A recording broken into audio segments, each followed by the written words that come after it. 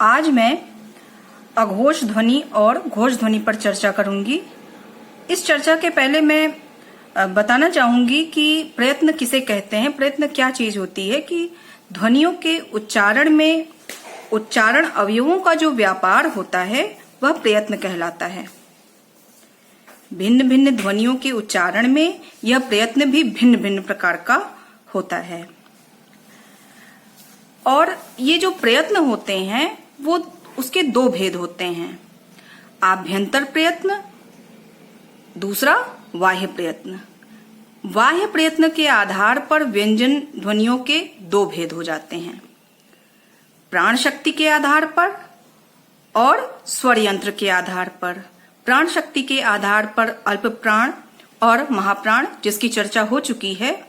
आज मैं स्वर यंत्र के आधार पर जो दो भेद हैं, अघोष ध्वनियां और घोष ध्वनियां, उन पर चर्चा करूंगी। अघोष, इन्हें श्वास भी कहा जा सकता है, और सघोष या घोष, इनको नाद भी कह सकते हैं या गूंज। सबसे पहले हम अघोष ध्वनियों पर बात करेंगे कि अघोष ध्वनियां हैं क्या। कंठ पिटक में स्थित स्वर तंत्रियां जब श्वास वायु का प्रवेश अवरुद्ध नहीं करती, अर्थात शिथिल अवस्था में पड़ी रहकर श्वास मार्ग खुला रखती हैं, तब ऐसी दशा में उच्चरित होने वाली ध्वनियां अघोष होती हैं। कहने का मतलब यह है कि जिनके उच्चारण में स्वर तंत्रियों में कंपन नहीं होता, उन्हें अघोष कहते हैं। इसी के ठीक विपरीत, जिसे हम घोष या सघोष या नाद भी कह सकते हैं, इसमें क्या होता है कि कंठ पिटक में स्थित स्वर तंत्रियां जब श्वास वायु का प्रवेश अवरुद्ध कर देती हैं। अघोष में क्या होता है कि वहां पर अवरुद्ध नहीं करती, लेकिन सघोष में स्वर तंत्रियां जब श्वास वायु का प्रवेश अवरुद्ध कर देती हैं, अर्थात सचेतन दशा में श्वास मार्ग में अवरोध बना लेती हैं, तब प्रयत्न पूर्वक, यानी प्रयत्न करना पड़ता है, तो प्रयत्न पूर्वक अंदर से आने वाली वायु या नाद गूंज के साथ निकलना चाहती है, और ऐसी दशा में उच्चरित ध्वनियां सघोष व्यंजन होती हैं।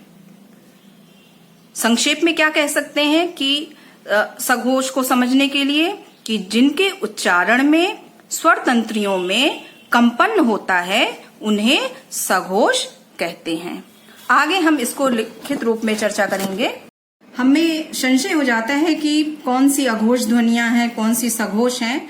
तो आज मैं एक आपको उपाय बताती हूं, जिससे आपको कभी भी कंफ्यूजन नहीं होगी कि अघोष में अ शब्द आया है, जिसको हम मान लेंगे ये हिंदी वर्णमाला का प्रथम अक्षर है, यानी पहला एक।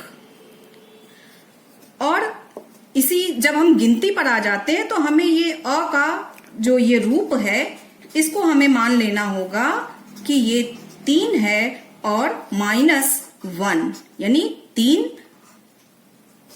में से 1 निकाल देंगे तो बचेगा 2, यानी पहला और दूसरा, प्रथम और द्वितीय। किसी भी वर्ग के प्रथम और द्वितीय जो वर्ण हैं, वह अघोष ध्वनि के अंतर्गत आ जाएंगे। ये जो क वर्ग से लेकर के प वर्ग तक में जो प्रथम और द्वितीय वर्ण होंगे, वह अघोष ध्वनि के अंतर्गत आ जाएंगे। जैसे क, ख, च, छ, ट, ठ, त और थ, प, ह, यानी पहला और दूसरा। फिर से एक बार समझिए कि अ हमारी हमारी हिंदी वर्णमाला का प्रथम स्वर ही मान लीजिए, प्रथम स्वर है, तो उसको हमने अपने मस्तिष्क में ये बैठा लिया कि ये पहला है। और अ की संरचना को आपको मस्तिष्क में इस तरह से रखना पड़ेगा कि 3 में से 1 हमें निकालना है और हमें 2 मिलेगा। तो 1 पहले ही सुरक्षित है और दूसरा हमने नंबर प्राप्त किया। तो इस तरह से प्रथम और द्वितीय हो गए। तो ये जो वर्ण निकलते हैं ये अघोष ध्वनियों के अंतर्गत आते हैं।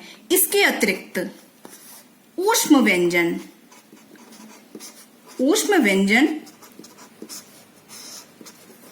श,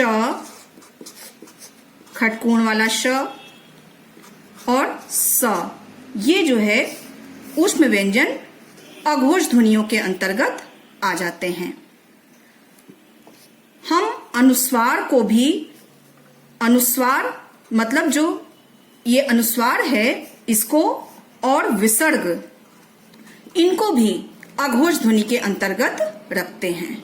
तो जब ये निश्चित हो जाता है कि अघोष में प्रथम और द्वितीय आएगा, तो सघोष की ये निश्चिति हो जाती है कि बाकी जो तृतीय, चतुर्थ, पंचम हैं वह जो है सघोष ध्वनि हो जाएंगे।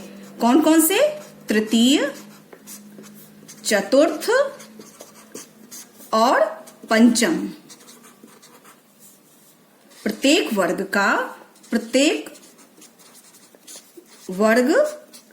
में तृतीय, चतुर्थ और पंचम जो व्यंजन हैं वह घोष होंगे।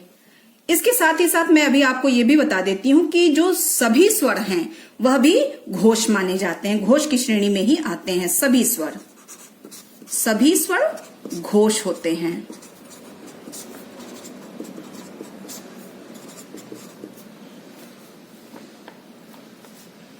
यानी कि अब जब प्रत्येक वर्ग का तृतीय, चतुर्थ, पंचम, इसमें क्या क्या आ जाएगा? क वर्ग में आ जाएंगे ग, घ और अंग।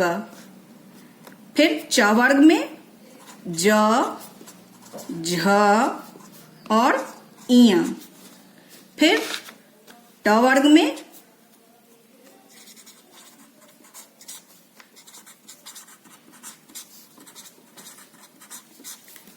ड, ढ और अण। इसी प्रकार से त वर्ग में द, ध और न। अब इसके अतिरिक्त ये तो हमें क से लेकर के प वर्ग रह गया। प वर्ग में ब, भ और म। तो ये क वर्ग से लेकर के प वर्ग तक में तृतीय, चतुर्थ और पंचम, ये तीनों जो ध्वनियां होती हैं, तीनों वर्ण जो होते हैं, ये सघोष या घोष कहलाते हैं। इसके अतिरिक्त हम अंतस्थ व्यंजन कौन कौन से हैं? य, र, ल, व, ये सभी आ जाते हैं घोष ध्वनियों में, सघोष। और स्वर यंत्र मुखी जिसे कहा गया है, स्वर यंत्र मुखी अर्थात ह। और उच्छिप्त